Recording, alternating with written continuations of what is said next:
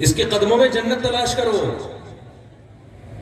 اس معاشرے میں مولوی نہیں ہے جو ان کو زنا کے عذاب سے ڈرائے، لہذا رشتے کیا ہو گئے؟ ختم. نہ انگریزوں کی پھپھی، نہ خالہ، نہ چچی، نہ مامی، سب ختم. ہمارے ہاں تو پورا ایک رشتہ داروں کا ایک طویل سلسلہ ہوتا ہے، طویل سلسلہ ہوتا ہے. ہمارے ہاں ٹینشن میں بھی خودکشی نہیں کرتے، بہت کم ریشو ہے ہمارے. کیوں؟ مولوی بتاتا ہے آپ کو کہ نبی نے فرمایا جس نے خودکشی کی قیامت تک اسی طرح قبر میں اپنے آپ کو ہلاک کرتا رہے گا وہ. اور یہ مولوی خود نہیں بتاتا، نبی سے، نبی کی باتیں آپ کے ساتھ شیئر کرتا ہے جو اس نے مدرسوں میں بیٹھ کے سیکھی ہیں. تو میرے بھائی اگر معاشرے سے مدرسے ختم ہو گئے تو مولوی بھی مارکیٹ سے کیا ہو جائیں گے؟ شارٹ. تو صرف یہی نہیں ہوگا کہ جنازہ کوئی نہیں پڑھائے گا، نکاح کوئی نہیں کرائے گا، بہت کچھ غلط ہو جائے گا. آپ کی بیوی آپ کے کنٹرول میں نہیں، انگریزوں کی بیویاں ان کے کنٹرول میں نہیں ہوتی، سمجھتے ہو؟ آپ جب شادی شدہ آدمی گھر جاتا ہے نا، بیوی انتظار کر رہی ہوتی ہے، استقبال کرتی ہے، شوہر کی مرضی کے بغیر گھر سے باہر نہیں نکلتی، شوہر کی مرضی کے بغیر کسی کو گھر میں آنے نہیں دیتی. آپ سفر پہ بھی ہوتے ہو، آپ کو اعتماد ہے.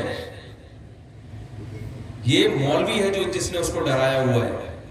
اور عورت کو جو شوہر پیسے کما کما کے لا کے اس کی جھولی میں ڈال رہا ہے، اس کو گھر بھی دیتا ہے، گیس بجلی کا بل بھی دیتا ہے، اس کے بچوں کا سارا خرچہ ساری زندگی اٹھاتا ہے، شوہر کو یہ پابند مولوی نے کیا ہوا ہے. مولوی قرآن دیکھ کے بتا رہا ہوتا ہے کہ وَعَلَى الْمَوْلُودِ لَهُ رِزْقُهُنَّ وَكِسْوَتُهُنَّ بِالْمَعْرُوفِ. عورت اور اس کے بچوں کا سارا خرچہ کس کے کندھے پر ہے؟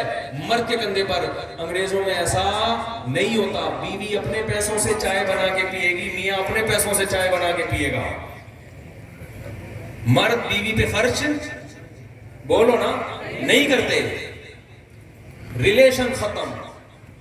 وہی گدے گھوڑوں والی زندگی، نہ چاچے کا پتہ نہ مامے کا پتہ، بس ترقی ترقی ترقی، پیڑ بھرو تون بھرو. تو اس لیے اس قرآن کی بھی قدر کرو، ان مدرسوں کی بھی قدر کرو، اور ان مولویوں کی بھی قدر. ہاں لوگ کہتے ہیں وہ 2 نمبر مولوی، وہ پیسے کھا گیا. تو بھائی ہر چیز میں 2 قسمیں ہوتی ہیں، ہر چیز میں 2 قسمیں ہوتی ہیں. تو اگر مولویوں میں برے ہیں تو اچھے بھی ہیں. ڈاکٹروں میں بھی دونوں قسمیں ہوتی ہیں کہ نہیں ہوتی؟ کچھ 2 نمبر ڈاکٹر ہوتے ہیں، کچھ 1 نمبر ہوتے ہیں. سیاستدانوں میں کچھ 1 نمبر ہوتے ہیں، کچھ 2 نمبر ہوتے ہیں. رشتہ داروں میں کچھ 1 نمبر ہوتے ہیں، کچھ 2 نمبر. اولادوں میں کوئی اچھی اولاد ہوگی، کوئی بگڑی ہوئی اولاد ہوگی. ایک آدمی فیملی پلاننگ میں جاب کرتا تھا، خاندانی منصوبہ بندی میں. تو کسی نے کہا کہ آپ کے 12 بچے ہیں، جبکہ آپ کہتے ہیں 2 بچے ہی اچھے ہیں، اور آپ کے خود کے کتنے ہیں؟ 12. تو اس نے کہا میں جو کہتا ہوں نا 2 بچے ہی اچھے ہیں، تو ان میں اچھے صرف 2 بچے ہی ہیں.